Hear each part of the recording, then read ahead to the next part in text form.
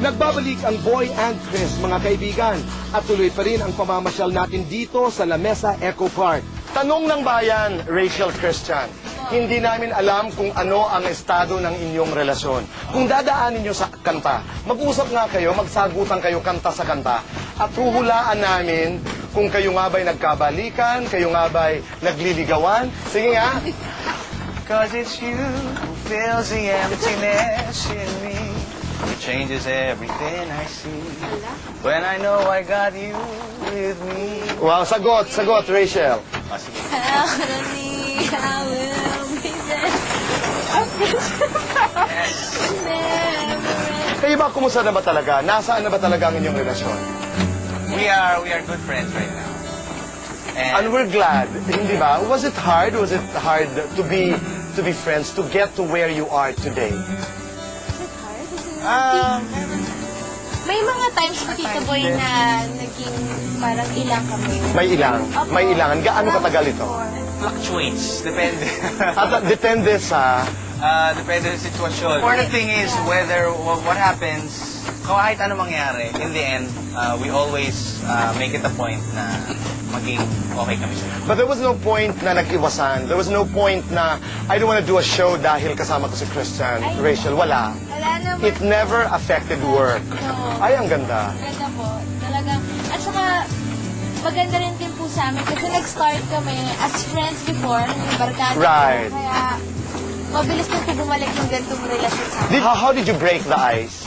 Because nagkikita kayo every Sunday. Parang na-realize ka na it's better to be friends. Sabi sa akin ni Christian kanina, we don't know what's gonna happen. Are you hopeful na parang pwedeng tumuloy pa rin sa parang dati? Well, sinasabi po namin, hindi pa naman po namin, kumbaga tinutuldukan yung kung ano yung nangyari sa amin before. Kumbaga, time will tell. Pero no effort from you guys na can we try, can we give it another try? Walang ganon. Merong time na parang I wanted to try again. Gusto ko rin maligaw. It's in the past tense. No, it's in the past tense. Do you still want to try? Right now, yun nga, I did try, and then parang some situations then occurred na parang to be really real and honest with Rachel Ann. I want to do that by becoming a real friend na talagang anything can happen, friend. And then take it from there. And take it from Ang there. sinasabi. Bukas ang La Mesa Eco Park mula alas 8 ng umaga hanggang alas 5 ng hapon. Ang pwede ninyong pagpilian sa pagpasyal dito. Lahat may kasamang tour guide na magkukwento sa inyo tungkol sa lugar. Do you go out on dates? No. Yeah. Kami po na. Kayong dalawa. Opo. With each other sometimes.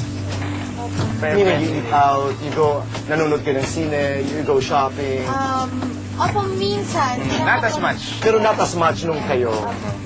Pero, palagay nyo ba, handa na kayong, like ikaw, Rachel, handa ka na bang tumanggap ng manliligaw? Parang, Ako po?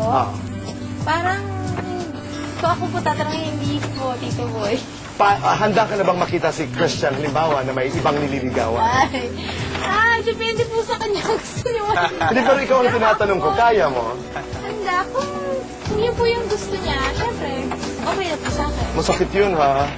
Opo, pero syempre, diba kung kakayanin niyo. Kakayanin. Ikaw, Christian, kaya mo makita yun?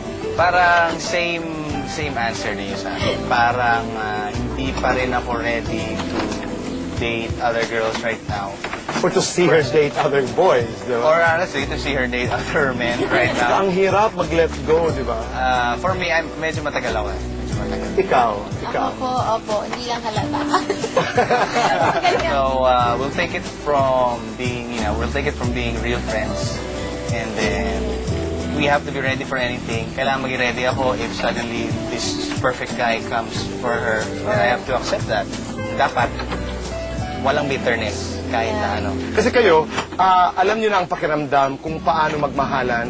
Alam nyo ang pakiramdam kung paano maghiwalay. So at this point in your lives, you will make intelligent choices. Di ba? Yeah. Pero bagay na bagay kayo. Mga plano, are you doing concerts together? Natutuwa kami kasi yung mga tao, parang kinikilig pa rin kami sa amin dalawa. At saka the point is, I don't think you guys fake it. Kasi nandiyan pa rin eh. Nandiyan pa rin yung spark eh. Habang tayo nagvo-voting. Ang sarap po talaga mag-voting dito sa La Mesa Eco Park. Marami pa po tayong mga lugar na papasyalan, kaibigan. Diyan lamang po kayo dahil kasama kayo dito sa Boy and Chris. Boy